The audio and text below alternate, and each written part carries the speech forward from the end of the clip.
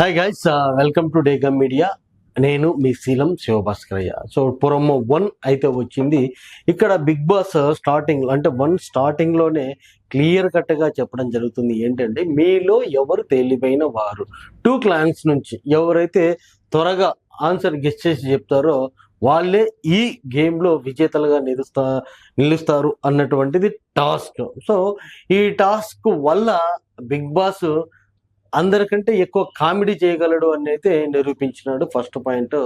రెండోది వచ్చేసి, big boss house లో ఉన్న కంటెస్టెంట్స్ ఎవరు తెలివైన వాళ్ళు, ఎవరు తెలివి లేని వాళ్ళు, ఎవరు దరిద్రులు, ఎవరు అష్ట దరిద్రులు, ఎవడికి టైం సెన్స్ ఉంది, ఎవడికి టైం సెన్స్ లేదు, ఎవడు ఎట్లా మాట్లాడుతున్నాడు, ఎవడు ఎట్లా మాట్లాడట్లేదు, ఎవడు ఆ గేమ్ను కరెక్ట్గా అంటే అక్కడ జరుగుతున్న సిచ్యువేషన్ అలర్ట్గా ఉన్నాడు, అలర్ట్గా లేరు, ఎన్నో విషయాలను మనకి చూపించే ప్రయత్నం అయితే గట్టిగా చేసినాడని అనుకోవచ్చు. సో ఫస్ట్ క్వశ్చన్ వచ్చేసి బిగ్ బాస్ అడిగినది ఏంటంటే, నబిల్ అండ్ టేస్టీ తేజ అక్కడ ఉన్నారు.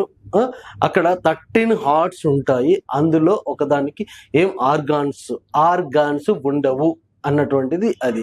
సో గా టేస్టీ తేజ వచ్చేసి పేకాట అని అన్నాడు. నబిల్ వచ్చేసి అందులోనే ఒక కార్డులో ఒక హార్ట్ అన్నటువంటిది అయితే చెప్పినాడు. సో అక్కడితో వాళ్ళిద్దరికి ఆన్సర్లు అయితే చెప్పినాడు. దానికి బిగ్ బాస్ నిఖిల్ని అడుగుతాడు.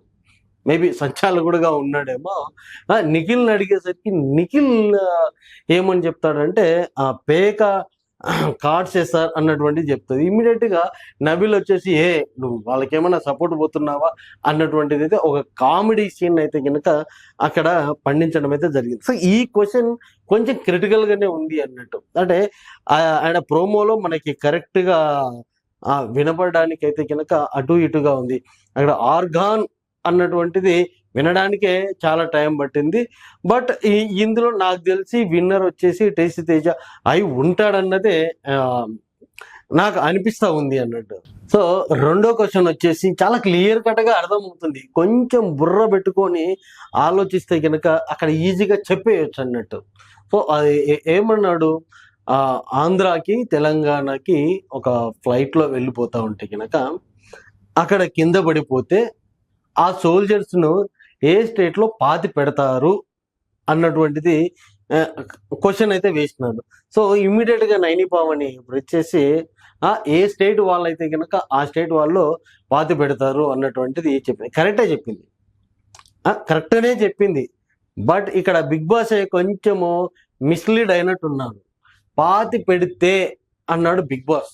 పాతి పెడితే అంటే చనిపోయిన తర్వాతనే పాతి పెడతారు, కానీ దాన్ని ఫన్లా క్రియేట్ చేయడానికి చనిపోకముందే ఎట్లా పాతి పెడతారు అన్నటువంటిది అయితే క్వశ్చన్ అయితే ఇష్టం. ఇక్కడ బిగ్ బాస్ కన్ఫ్యూజన్ అయిపోయి బిగ్ బాస్ తూచ్ అయిపోయినాడు. బిగ్ బాస్ పప్పులో కాలు వేసినాడు. సో ఇదల్లా బిగ్ బాస్ని ఎలిమినేట్ చేయాలి, బిగ్ బాస్ని ఎలిమినేట్ చేయాలన్నట్టు. సో అది సెకండ్ క్వశ్చన్, ఫెయిల్యూర్ క్వశ్చన్ వేసి బిగ్ బాస్ ఫెయిల్యూర్ అయిపోయినాడు. పాతి పెడితే అనడము రాంగ్. సో నైని పవని నేను తప్పు చెప్పినాను అన్నటువంటిది అయితే ముఖం ఆలెస్. అది అందరు ఏమైనా నవ్వుతూ ఉంటారు, బట్ అది నవ్వాల్సిన విషయం కాదు. Naini Pavani is correct. పాతి పెట్టడం అంటే చనిపోయిన వాళ్ళని ఏ స్టేట్ వాళ్ళు అయితే ఆ స్టేట్ వాళ్ళనే పాతి పెడతారు. ఈమెను అమెరికాలో చచ్చినా కూడా డబ్బులు ఉండి లేకుంటే వెనక ఇక్కడ నుంచి రప్పించుకునే శక్తి ఉంటే అక్కడ చచ్చిపోయినని ఇక్కడ ఏదైతే నెగిటివ్ ప్లేస్ ఉందో అక్కడనే పాతి పెడతారు. సో అది. సో బిగ్ బాస్ ఫెయిల్యూర్ ఇక్కడ. మూడో క్వశ్చన్ వచ్చేసి, ఇంటికి కాపలా కాస్తుంది కానీ అది కుక్క కాదు, వేలాడుతూ ఉంటుంది అన్నటువంటిది అయితే చెప్పినాడు. సో మనోడు పృథ్వీ గా కొట్టి, పృథ్వీ ఏం చెప్తారు అయ్యా అంటే కనుక గేట్ అని చెప్పేస్తాడు. మేబీ కొంచెం వరకు కరెక్ట్ అని అయిపోయి ఉంటుంది. హరితేజ వచ్చేసి కెమెరా అని అయితే చెప్తుంది. సో అక్కడికి కూడా కన్విన్స్ కాదు బిగ్ బాస్. అక్కడ ఉన్నటువంటిని యష్మిని అడుగుతాడు.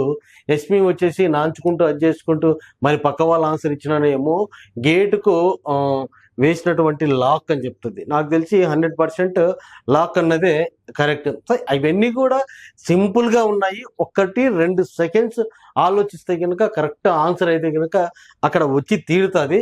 But why the people are not listening Bigg Boss voice అన్నది ఇక్కడ నాకైతే అర్థం కావట్లేదు. అది జనరల్ క్వశ్చన్. అంటే ఆ ఎదుటివాడికి అక్కడ ఉన్న వాళ్ళు ఎంత తిక్కలలో, ఎంత మెంటలలో, ఎంత ప్రజెంట్లో లేని వాళ్ళు అన్నటువంటిది మనకు క్లియర్గా చూపెట్టడానికే, అంటే వాళ్ళ స్టేట్ ఆఫ్ మైండ్, అంటే లిజనింగ్ స్కిల్స్ ఎంత ఉన్నాయో చూపెట్టడానికి ఈ విధంగా బిగ్ బాస్ వాళ్ళని టెస్ట్ చేస్తున్నాడని అనుకోవచ్చు. నాలుగో క్వశ్చన్ వచ్చేసి, అక్కడ 2 తరాల వాళ్ళు ఉన్నారు, కానీ అక్కడ ముగ్గురే ఉన్నారు అన్నటువంటిది అయితే చేస్తాడు. దానికి టేస్టీ తేజ అండ్ నిఖిల్ ఉన్నారు. టేస్టీ తేజ పర్ఫెక్ట్ గా గెస్ చేస్తున్నాడు. అంటే కొడుకులు, తాతకి 2 కొడుకులు, సో అట్లా వాడికి 2 కొడుకులు అన్నట్టు పర్ఫెక్ట్ గానే, అంటే 2 ఫ్యామిలీస్ ఉంటే 4 ఉండాలి, కానీ ముగ్గురే ఉన్నారు. ఆ 2 ఫ్యామిలీస్ ఎవరు అన్న దాంట్లో పర్ఫెక్ట్ గా టేస్టీ తేజ అయితే గెస్ చేసినాడు అని అనుకోవచ్చు. Tasty Teja is the correct answer. అప్పుడప్పుడు టేస్టీ తేజ పర్ఫెక్ట్ గానే చేస్తూ ఉంటాడు అన్నట్టు. సో ఇక్కడ లాస్ట్ క్వశ్చన్ వచ్చేసి, ప్రోమోలో ఉన్నటువంటి లాస్ట్ క్వశ్చన్ వచ్చేసి, ఒక రేస్ పెట్టుకుంటాయి అన్నట్టు. ఏమేమి పెట్టుకుంటాయి? ఒక కోతి, ఒక ఉడత, ఒక పక్షి. అది కూడా ఆ రేస్ కూడా ఎక్కడ పెట్టుకుంటాయంటే కొబ్బరి చెట్టుకు ఇట్లా పెట్టేసుకుంటాయి. సో కొబ్బరి చెట్టుకు పెట్టేసుకున్న తర్వాత ఎవరు ముందుగా ఫాస్ట్గా పోయి కొబ్బరి చెట్టుకు ఉన్నటువంటి అరటిపండును ఎవరు తెంపుతారు అన్నటువంటిది క్వశ్చన్. ఆ క్వశ్చన్లోనే అంత క్లియర్ కట్గా నీట్గా అర్థమయ్యేలాగా కనపడతా ఉంది. మరి ఈ మట్టి బుర్రలు ఆ క్వశ్చన్ వింటారో వినరో తెలియదు, కానీ ఆ మూడిట్లలో ఏవి టకా ఎగుతాయి అంటే, వీళ్ళకి పక్షి ఎగురుకుంటూ పోతుంది కాబట్టి ఫస్ట్ ప్లేస్ పక్షికి ఇచ్చేస్తారు. అండ్ రెండోది ఏంటంటే కనుక ఉడత జీన పోతుంది, ఉడతకి ఇస్తారు. మూడోది కోతి చెంగుని పాకడానికి లేట్ అవుతుంది కాబట్టి ఇది ఇస్తారు. అంటే వీళ్ళ మైండ్లో ఇది తిరుగుతూ ఉంటుంది. బట్ అక్కడ ఉన్నది ఏంట్రయ్యా అంటే కనుక, ఎక్కడన్నా కొబ్బరి చెట్టుకు అరటిపండు కాస్తుంది, అరటిపండు కాస్తుందా? ఎంత దారుణం! బిగ్ బాస్ చేసే కుళ్ళు జోకులకి, వీళ్ళ తిక్క ఆన్సర్లకి బిగ్ బాస్ లో అందరూ కరెక్ట్ గా తగిలిడినాడు అన్నటువంటిది అయితే కనుక క్లియర్ కట్ గా నడుస్తూ ఉంది. మళ్ళీ దీని మీద ఒక డ్రామా అయితే బాగా మరి ఇక్కడ క్వశ్చన్ అర్థం కావట్లేదు, అర్థమైందో లేదో కానీ కొంచెం టేస్టీ తేజకు చెర్రెత్తుకు వచ్చిందేమో.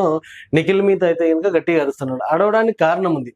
అంటే క్వశ్చన్ లాగా చెప్పాలి, కానీ అది చెప్పకూడదు. ఒక్కసారి చెప్తేనే అది పర్ఫెక్ట్. దాన్ని చెప్పే మార్గంలో కొబ్బరి చెట్టు, అరటి పండు అనేసరికి అక్కడ క్లియర్ కట్ గా అర్థమైపోతా ఉంది. సో అది అనకుండా అందరి మీద ఫైర్ అయిపోతూ బ్రో ఆగు, నువ్వు మాట్లాడుకో, అని ఇంటిమేషన్ కూడా చేస్తూ ఉన్నాడు. మరి దీని మీద అయితే కనుక పెద్ద ధూమరమే లేచినట్టయితే ఉంది. సో గైస్, ఇది Promo-1. అంతగా చెప్పుకోవడానికి ఏం లేకున్నా కూడా అందులో ఎవరి స్టేట్ ఆఫ్ మైండ్ ఎంత ఉందో చూపించే ప్రయత్నం అయితే బిగ్ బాస్ చేసినాడు అని అనుకోవచ్చు. Thank you.